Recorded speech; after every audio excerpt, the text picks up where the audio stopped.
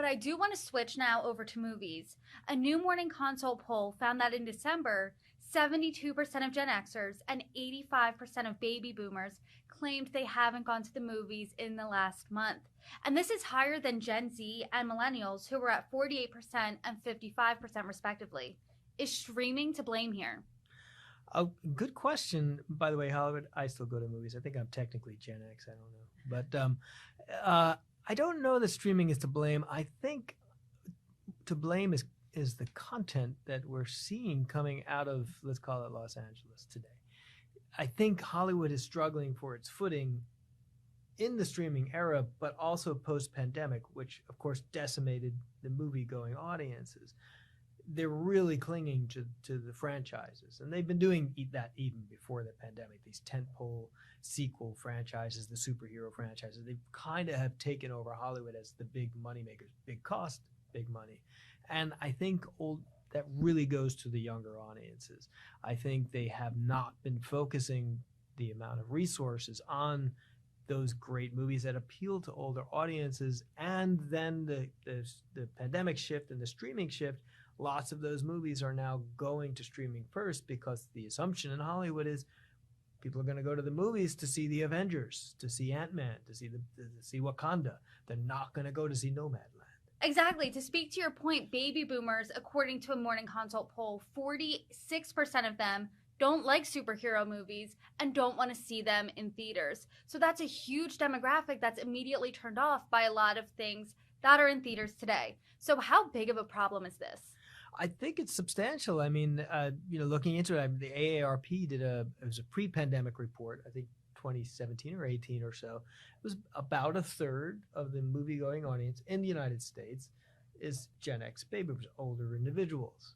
So you can't lose a third of your audience, or at least you have to keep them coming back in reasonable numbers, so that you're making up the difference of everything else. So you can't afford to lose that audience, and they're going to have to continue to produce content. The point of that AARP story was there are movies that Hollywood makes that are geared directly towards an older audience, and they're making those movies now, but they're not necessarily promoting them heavily in theaters.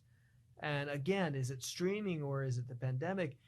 I really think that they haven't quite figured out how much money do we spend to market a movie that's in theaters when people might just be waiting to watch it on Netflix in the end anyway.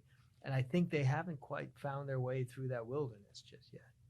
I know, and I think that this demographic is willing to go to the movies because we saw huge numbers this year with Top Gun Maverick and Elvis, which appeals directly to that demographic. Yes. So is Hollywood going to change course, maybe make more movies that are similar to that? They should. Again, you can't lose that audience, and those movies don't appeal only to that audience. So I think what you need to see is just and you will see it certainly from Marvel, because they do seem to be scaling back a little bit, although DC seems to be ramping up.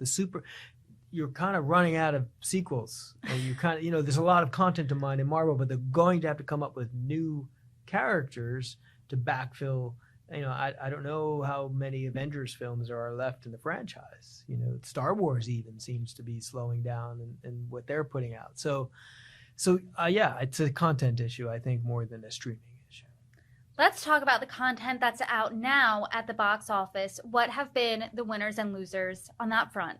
Yeah, well, an astounding run for Avatar, which just before the end of the year, we talked about that disappointing opening weekend, which, we discussed it. It could have legs. It could, word of mouth, which clearly seems to be good, is pushing that film and keeping it at the top.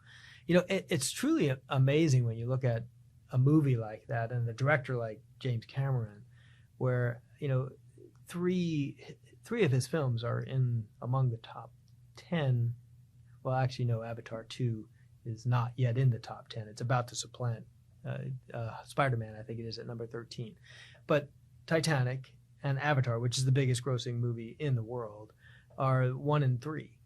And you look at a director like Steven Spielberg, who's widely considered the most commercially successful director of all time, and his top film is Jurassic Park, number 13. Then you could drop down to 100 for E.T. So, I mean, it's astounding, Jim Cameron and what he's able to do. Avatar, I think we all know, is not going to match the first one. It's not going to become the biggest movie of all time. It doesn't have to. He said it just needs to hit $2 billion. It's probably on its way to hitting $2 billion. That's to break even. So I think you'll see it at or near the top of the box office for a good number of weekends to come.